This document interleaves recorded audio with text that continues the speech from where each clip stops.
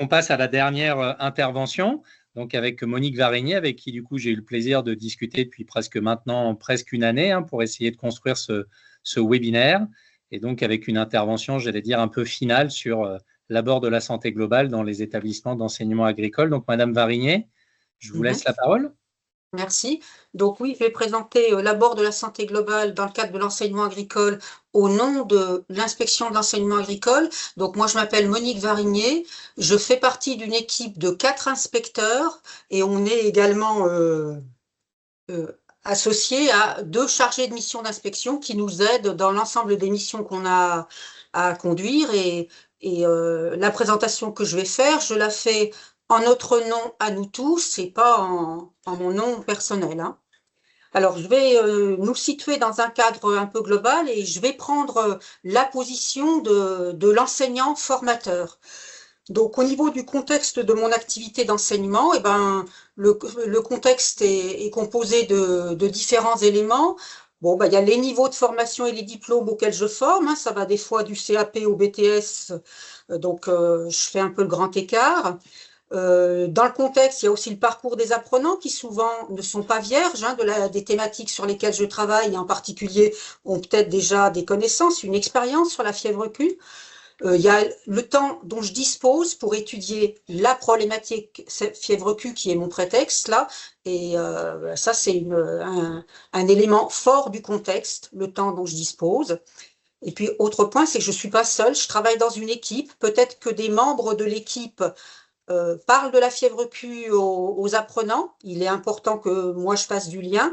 Et puis je travaille aussi la plupart du temps, en tout cas pour le moins dans l'enseignement agricole public, dans un établissement où il y a une exploitation agricole qui est confrontée ou pas à la fièvre Q. Et puis le dernier point, c'est, et ça a été largement évoqué, et ben la problématique fièvre Q est-elle prégnante dans mon territoire ou pas? Ça peut changer pas mal de choses dans les choix pédagogiques que je vais faire. Sur le plan un petit peu plus général, mais c'est important que je l'évoque, il y a aussi des éléments sur lesquels je m'engage, sur lesquels je dois m'engager en tant qu'agent de l'État, avec 3 grandes composantes. Première composante, je dois participer à la mise en œuvre des politiques publiques qui sont portées par le ministère de l'Agriculture, du type les transitions, le bien-être animal, et puis des politiques publiques portées par d'autres ministères, et en particulier par le ministère de l'Éducation nationale, comme par exemple les valeurs de la République, l'inclusion. Donc c'est important que je l'ai en tête et puis que je le concrétise. Je dois aussi mettre en œuvre l'approche capacitaire. Alors, ce qui veut dire concrètement, pas d'approche uniquement par les contenus dans ce que je fais, pas non plus trop d'approche par les objectifs, mais une approche dite capacitaire, c'est-à-dire que l'objectif de mon enseignement va consister à placer les apprenants dans des situations concrètes, problématiques, en tension, qui sont significatives, que je vais faire varier, que je vais diversifier, pour que les apprenants maîtrisent des capacités qui sont jugées essentielles, que je ne décide pas moi-même, des capacités, je l'évoquerai tout à l'heure, et maîtrise de ces capacités pour leur développement professionnel et citoyen. J'associerai toujours les deux, et par extension, via l'expérience, deviennent compétents. Voilà ce que je dois mettre en œuvre dans le cadre de l'approche capacitaire. Et puis, je dois mettre en œuvre aussi les 6 missions de l'enseignement agricole. Les 5 premières missions de l'enseignement agricole sont anciennes et on les connaît bien dans l'enseignement agricole. Je me permets d'évoquer ce qu'est la 6e mission parce qu'elle a été établie via la promulgation de la loi d'orientation agricole de mai 2025. Donc, elle est récente. Donc, je vais prendre un tout petit peu de temps pour l'aborder. Donc, cette 6e mission, elle indique que les établissements mettent en œuvre toute action qui vise à répondre durablement aux besoins d'emploi nécessaires pour assurer la souveraineté alimentaire, et les établissements assurent le développement des connaissances, des compétences en matière de transition climatique et environnementale. Donc, cet engagement, il est important et il faut que je veille à ne pas le mettre en œuvre simplement lors d'événements emblématiques, mais au quotidien, lors de mes enseignements. Diapo suivante. Alors, de mon côté, je me fixe aussi des objectifs. Premier élément, je dirais, c'est un peu comme une médaille avec une double facette. Je dois assurer, en tant que zootechnicien du moins, la formation professionnelle des apprenants et aussi leur formation citoyenne, sachant que la formation citoyenne, elle n'est pas du seul registre de certains enseignants, elle est du registre de toute la communauté éducative et j'y participe moi aussi. Et j'aborderai cet ensemble au sein d'un triptyque. Je vais tout mettre en œuvre pour que la formation soit réussie, c'est-à-dire qu'elle ait du sens. Je vais tout mettre en œuvre pour que les apprenants obtiennent leur diplôme. C'est un indicateur social fort, hein, l'obtention du diplôme, un indicateur social et professionnel, mais c'est loin d'être le seul, hein.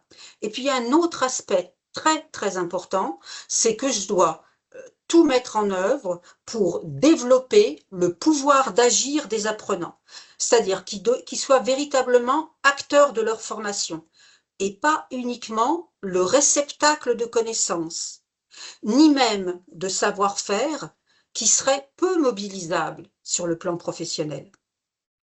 Je dois aussi mettre en œuvre le fait qu'ils développent, chacun à leur mesure bien sûr, hein, un sens critique, une approche réflexive sur leur pratique, chacun à leur niveau. Ce sera essentiel pour leur futur professionnel et citoyen. Et tout ça, ça s'apprend, ça se décrète pas, ça se vit au quotidien dans le cadre de nos enseignements. Alors, bien évidemment, heureusement, j'ai des leviers d'action, j'en évoque quelques-uns, il y en aurait peut-être d'autres. J'ai des ressources personnelles, j'ai mes connaissances sur la fièvre Q, j'ai des compétences en termes de scénarisation pédagogique, en termes d'ingénierie pédagogique. Autre levier que je dois essayer de mobiliser aussi souvent que possible, c'est l'expérience des élèves au travers de ce qu'ils font en stage, dans leurs autres enseignements, leur vécu personnel. Et ça va jouer un rôle positif dans le fait de donner du sens aux enseignements. Il y a aussi, dans les leviers dont je dispose, une diversité de mises en situation possible. Je peux faire des cours, des TP, travailler avec l'exploitation, participer aux stages collectifs, faire de la plurie, etc. J'ai aussi une diversité d'outils de mise en activité, tout plus innovants les uns que les autres. Des jeux de rôle, des jeux sérieux, du Qsort, de l'instruction au sosie, etc., etc. Je n'en évoque que quelques-uns. Et puis j'ai aussi des ressources externes, type par exemple le site du comité Fièvre Q, qui effectivement dispose de fiches excellentes et qui vont m'être très utiles en tant qu'enseignant. Je peux avoir un partenariat un petit peu privilégié avec le GDS du département, avec le vétérinaire sanitaire, etc. Vous voyez que les leviers sont relativement nombreux. Je pointerai simplement le fait qu'une petite mise en garde, c'est de ne pas tomber dans le piège de la gadgetisation qui se traduit parfois par des choix didactiques et pédagogiques avec une entrée par l'outil et pas par la situation de travail ou la situation professionnelle. C'est bien l'approche par la situation de travail qu'il faut privilégier et je vais essayer de le démontrer par la suite. Alors, je vais prendre le cas de comment appréhender l'enseignement de la fièvre Q en CAP métier de l'agriculture. Alors, j'ai fait le choix de cette formation parce qu'elle est assez peu souvent mise en avant et pour autant, les effectifs de ces classes sont nombreux, d'une part, et d'autre part, c'est le type de classe, le type de formation qui nécessite une ingéniosité didactique et pédagogique forte pour que la formation soit réussie. Et bien, dans le cadre du CAP métier de l'agriculture en particulier, mais on verra que ce n'est pas le seul cas, je vais mettre en œuvre ce qu'on appelle l'alignement pédagogique. Alors, l'alignement pédagogique, en fait, c'est basé sur le fait que, dans un premier temps, je vais déjà regarder dans le référentiel de diplôme de la formation ce qu'il est dit dans le référentiel d'activité ou référentiel professionnel pour les diplômes non rénovés récemment. Ensuite, prendre connaissance des capacités qui sont visées et qui me concernent directement. Et dans un troisième temps seulement, je vais me préoccuper de la mise en œuvre de la formation. Alors, du coup, comment ça se traduit? Donc, au niveau du référentiel d'activité, alors je vais très vite, hein, parce que l'objet n'est pas de le présenter dans le détail, hein, ça ne peut pas être l'objet de l'ensemble du webinaire, il me faudrait 2-3 webinaires pour ça. Donc, je vais voir dans ce qu'on appelle la fiche descriptive d'activité, ce qui peut concerner la thématique sur laquelle je veux travailler, fièvre Q.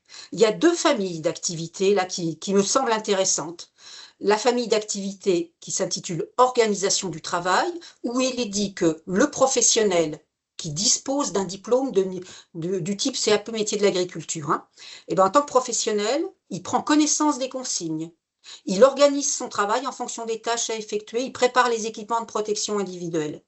Au niveau de la famille, suivi sanitaire des animaux dont je n'ai pris qu'un extrait, et je vais évoquer que quelques éléments.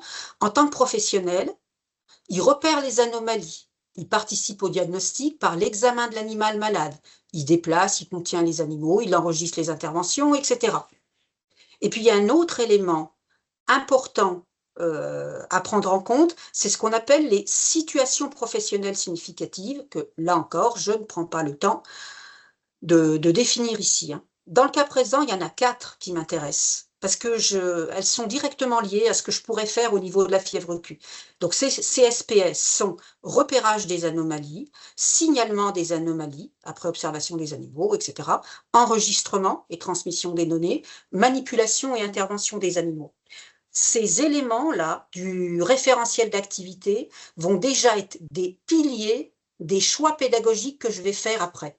Je déroule donc tranquillement, doucement mais sûrement, les marches de la mise en œuvre de l'aliment pédagogique en me dirigeant maintenant vers le référentiel de compétences et d'évaluation, donc qui va permettre de pointer les capacités visées.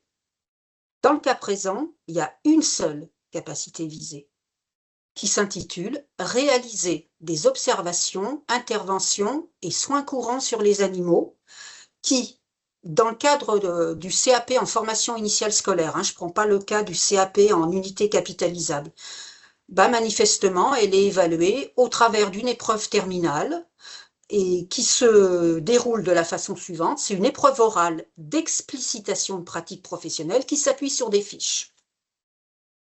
Il est fondamental, en tant que formateur, en tant qu'enseignant, que je m'approprie bien cette capacité et ses modalités d'évaluation, pour y préparer les apprenants sur le long cours, lors des séances quotidiennes que je fais avec eux, sans pour autant sombrer dans du bachotage.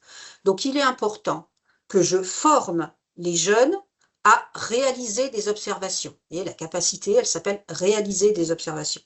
Ils doivent donc être placés dans l'action. Ils devront ensuite relater l'action. Et ils seront interrogés sur l'action. Et ben, il faut les préparer à tout ça, sur le plan scolaire et professionnel, je dirais. Et donc, c'est simplement, dans un dernier temps, voyez, après les 2 étapes précédentes, que je me plonge dans ce que dit le référentiel de formation. Alors, le référentiel de formation, il me dit qu'il existe en CAP un stage collectif qui s'intitule « Éducation à la santé, à la sécurité, au développement durable » et que ce temps peut permettre d'aborder aussi la santé et la sécurité au travail. Il ne serait pas du tout anormal de parler de fièvre Q dans le cadre de ce stage collectif. C'est peut-être pas moi, zootechnicien, qui vais le faire. Peut-être que ce sera un collègue. Il sera essentiel que moi, après, dans mes enseignements, je fasse du lien avec ce qui aura pu être fait lors de ce stage collectif, ou même que je participe indirectement à son élaboration. Et puis, il y a le module de formation directement concerné, bon, qui s'appelle le module professionnel 3.2, là, dont l'objectif général est intitulé de la façon suivante: à partir des consignes données, mettre en œuvre des opérations relatives à la conduite d'une production animale, etc. Et dont les conditions d'atteinte, alors là il est écrit conditions d'atteinte des objectifs, on parlerait plutôt maintenant conditions d'atteinte des capacités dans les référentiels nouvellement rénovés. On nous dit ce module permet à l'apprenant d'acquérir des savoir-faire et des savoir-être nécessaires à la mise en œuvre des opérations techniques. Il doit savoir s'adapter à des conditions d'exercice spécifiques. Je dois donc le mettre dans des conditions d'exercice spécifiques et éventuellement changeantes. Donc il doit être capable de s'adapter à des conditions d'exercice spécifiques de façon organisée et autonome, tout en rendant compte. Et bien là, vous voyez, avec cet aliment pédagogique, j'ai tout pour mettre en œuvre mon enseignement. Je vous donne un petit exemple, mais ce n'est qu'un exemple, hein, d'un scénario pédagogique possible en CAP. Je me fixerai 2 objectifs. L'objectif, repérage de l'état de santé, participation à la vaccination d'un lot d'animaux, et je vais détailler un tout petit peu l'aspect repérage de l'état de santé.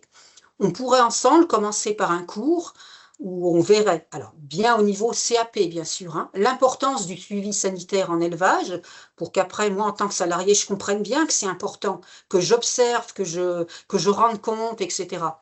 Et puis on pourrait préparer la recherche d'informations sur le lieu de stage, faire ensuite une séance de TP sur les bases de la manipulation des animaux et les règles de sécurité en élevage. Ensuite, sur l'exploitation de stage, que les jeunes échangent avec leur maître de stage pour prendre connaissance des maladies, faire simplement la liste des maladies sur lesquelles une vigilance est opérée dans l'élevage, celles qui ont été rencontrées, comment mon maître de stage gère les avortements, même si je ne comprends pas forcément les informations, hein. Je reviens avec ces informations en tant qu'élève. Ensuite, on fait une mise en commun en classe. On va éventuellement le classer, voir que là-dedans, il y a des maladies un petit peu particulières que sont les zoonoses. Je vais amener les élèves doucement mais sûrement vers les zoonoses, donc peut-être la fièvre Q, apporter quelques bases sur la fièvre Q en lien, là, je vais plutôt cibler l'aspect symptômes et pas apporter peut-être plus d'informations que ça. Je vais ensuite à nouveau travailler dans le cadre d'un TP, par exemple, hein, pour repérer l'état de santé, et ensuite travailler en salle sur le rendu compte au patron et le signalement des anomalies éventuelles, faire également un travail d'explicitation de pratique sur le repérage de l'état de santé avec un début de réalisation d'une fiche en appui sur la FDA. En fait, dans le scénario que j'ai évoqué là, j'ai vraiment mêlé à la fois des aspects apport de quelques connaissances, appui sur le référentiel métier et préparation à l'épreuve. Donc, il est important en tant qu'enseignant que je me donne un certain nombre de paramètres là et que je vérifie si je les prends en compte ou pas dans le cadre de la préparation de mes séances. Au regard du volet apprenant, que je regarde s'il y a bien une cohérence des choix que je fais avec les capacités et les métiers. Est-ce qu'il y a un lien avec les autres enseignements? Est-ce que je suis bien dans le cadre où je les mets en activité, je développe leur pouvoir d'agir? Est-ce que j'ai le souci de la progressivité des apprentissages? Est-ce que je prépare bien l'évaluation officielle? Est-ce que je permets un ancrage des savoir-faire? Est-ce que je développe aussi des compétences psychosociales, etc. Il y en aurait peut-être d'autres. Je pense que j'ai évoqué les éléments principaux. Et puis pour moi, enseignant, formateur, c'est important que j'ai le souci d'un travail collaboratif, de tisser du lien avec ce que font les collègues, et puis que j'ai aussi une approche réflexive pour m'améliorer dans mes propres pratiques. Je me permets d'indiquer, en particulier pour les collègues débutants ou pour ceux d'entre vous qui voudraient un petit peu changer leur façon de faire, qu'il a été publié récemment un cahier d'activité dans le cadre du CAP métier de l'agriculture qui donne à voir des éléments intéressants sur le plan pédagogique et didactique pour préparer à la capacité réalisée des observations, interventions et soins courants sur les animaux.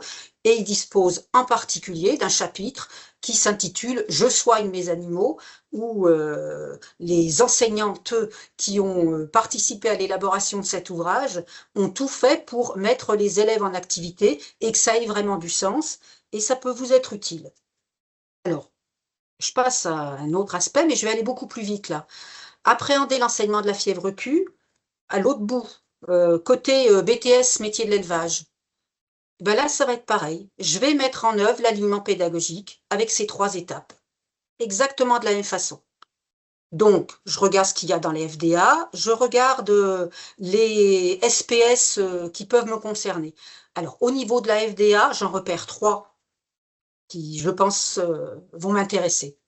Il y en a une qui s'intitule « Élabore des stratégies de gestion de la santé et du bien-être des animaux », apprécie l'état de santé, informe les éleveurs sur leurs obligations, etc., etc. Et une seule SPS, mais pas des moindres, elle s'intitule « Gestion intégrée de la santé animale ». Au niveau des capacités, alors là, il n'y en a pas une seule qui est visée, il y en a plusieurs. Donc elles sont nombreuses. Il n'est pas question que j'aborde de façon exclusive la fièvre Q dans l'ensemble des capacités si je participe à la préparation de l'ensemble de ces capacités. Il est important que les étudiants disposent au bout du compte d'un portefeuille assez riche de maladies étudiées, mais le principe est le même que ce que j'ai évoqué tout à l'heure, si ce n'est que les capacités sont plus diversifiées parce que les métiers auxquels on forme en BTS métier de l'élevage sont plus diversifiés, plus complexes que celui en CAP métier de l'agriculture, mais l'exercice, le processus d'ingénierie est exactement le même. Et au niveau de ce que je peux aller piocher dans le référentiel de formation, j'ai repéré simplement pour quelques capacités, vous voyez, pas toutes celles que j'ai évoquées tout à l'heure, et dans le référentiel de formation, les endroits où le mot santé est abordé et ce qui va me permettre de me donner des idées. Alors, j'en prends une uniquement à titre d'exemple. Par exemple, la capacité C7.1, elle s'intitule « Analyser une situation zootechnique » et dans ce cas-là, il est préconisé d'analyser de façon intégrée la santé animale avec quelques pistes de réflexion pour mon enseignement, présentation des mécanismes innés et adaptatifs de l'immunité, appréciation de l'état sanitaire, mise en évidence des caractéristiques spécifiques des pathogènes, etc. Donc tous ces éléments vont me donner des idées pour avoir un enseignement qui soit orienté métier, c'est vraiment important, et que je me disperse pas dans les activités que je vais conduire avec eux, sachant que le temps est compté et une forte contrainte. Je pourrais dire et la santé globale dans tout ça, au-delà de la seule fièvre Q, puisque c'était l'objet de mon intervention. La santé globale, certes, c'est un concept, mais qu'il faudra rendre concret pour les apprenants. Du CAP au BTS, ils sont tous concernés. Hors de question d'exclure le CAP en se disant que c'est trop compliqué pour lui. Et je me permets, je vais prendre le temps, ça ne va pas être long, de rappeler ce qu'est le concept une seule santé tel qu'il est porté en particulier par l'Institut One Health. Ce concept, il consiste en une approche intégrée et unificatrice qui vise à équilibrer et à optimiser durablement la santé des personnes, des animaux et des écosystèmes. Et il reconnaît que la santé des humains, des animaux domestiques et sauvages, des plantes, de l'environnement en général, y compris les écosystèmes, est étroitement liée et interdépendante. Il est sans doute important en tant que formateur que je m'approprie ce concept. Peut-être est-il important également que le BTSA métier de l'élevage se l'approprie également. Il est important que chaque apprenant, quel que soit son niveau de formation, soit formé pour qu'il puisse agir dans son métier, et donc le CAP métier de l'agriculture compris, dans son métier, dans sa vie personnelle, dans sa vie de citoyen, à sa participation positive à la mise en œuvre concrète de ce concept. Donc ça veut dire que moi, en tant que formateur, il faut que je mette tout en œuvre pour que ce concept, une seule santé, ça ne soit pas simplement un concept, ça ne soit pas simplement des mots, des belles intentions, j'ai envie de dire du prêchi-prêcha. Il faut que je mette du concret derrière. Il faut que tous les apprenants comprennent que ce qui se passe dans la cour de la ferme, dans l'établissement, chez le maître de stage, on est tous concernés par une seule santé et qu'il ne faut pas l'aborder de façon uniquement emblématique. Et je l'aborde au travers de la lutte contre les problèmes de résistance aux antiparasitaires chez les ovins, qui fait partie depuis longtemps, on le sait, de la gestion intégrée de la santé, avec trois grands piliers qui sont présentés sur la diapo, là, pour assurer une maîtrise durable du parasitisme grâce à une combinaison de pratiques. C'est en plein dans l'aspect une seule santé, donc au-delà de la fièvre Q, là. Et bien, si je fais un TP avec les CAP, il est hors de question qu'on n'aborde pas ensemble, de façon simple, quels peuvent être l'impact des antiparasitaires qu'on utilise quand on fait le TP, là, de déparasitage, quel peut être l'impact de ces antiparasitaires sur l'environnement, avec nos mots, des mots simples, mais on l'aborde quand même pour sensibiliser les jeunes. Je fais une approche un petit peu globale par rapport à, si je regarde en termes de niveau de complexité de l'action dans ce que je fais, entre le CAP et le BTSA, qui embrasse à peu près l'ensemble de l'enseignement agricole technique sur lequel on travaille. Vous voyez, je reviens à des éléments que j'ai abordés tout à l'heure en termes d'approche métier. Le CAP, lui, l'objet, c'est de mettre en œuvre et rendre compte. Je vais jusqu'à l'autre bout. Le BTSA, c'est de raisonner les stratégies de conduite, proposer des solutions alternatives et d'accompagner le changement. Sur une thématique donnée, la fièvre Q étant pour moi qu'un prétexte, l'important dans les choix pédagogiques et didactiques que je vais faire, c'est de bien se positionner à la fois par rapport au métier auquel je forme, métier au singulier, parfois au pluriel, et par rapport à la façon dont les capacités qui ont été décidées sont évaluées pour que je prépare correctement les jeunes. Et donc, en termes de une seule santé, les santés sont liées, n'en forment qu'une. Leurs 3 composantes, vous devez les aborder à chaque fois que vous traitez de la santé des animaux d'élevage et pas simplement lors d'événements un petit peu emblématiques, quel que soit le niveau de formation, avec une visée d'approche concrète et opérationnelle, parce que vous formez les professionnels de demain, vous formez les citoyens de demain. Merci de votre écoute.